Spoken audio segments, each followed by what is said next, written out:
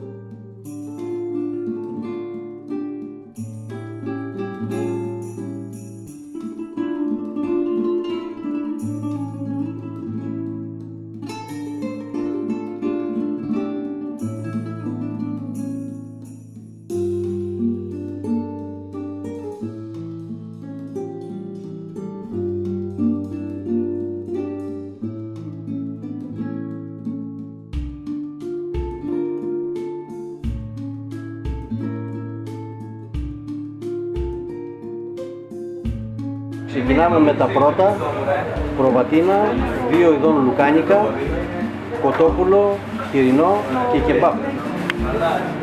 Σε μια ψισταριά μπορούμε να ψήσουμε πολλά πράγματα ταυτόχρονα. Δίπλα θα ψήσουμε σχάρα. Λοιπόν, οι δοκιμές συνεχίζονται. Πιφτέκια, διαχειρός Γιώργου Καραγιάννη. Οι δοκιμές στο φουλ. Σιγά σιγά θα γεμίσουμε και την άλλη ψισταριά. Το πρώτο κεμπάπ. Το πρώτο κεμπάπ διαχειρός Καραγιάννη είναι έτοιμο. Έλα Δημητράκη να μαθαίνεις.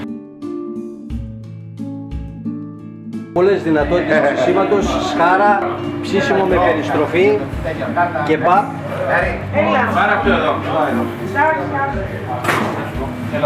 Όλα με την ίδια ψισταριά. Μαζευτήκαν εδώ οι καλύτεροι γευσιγνώστες της γειτονιάς.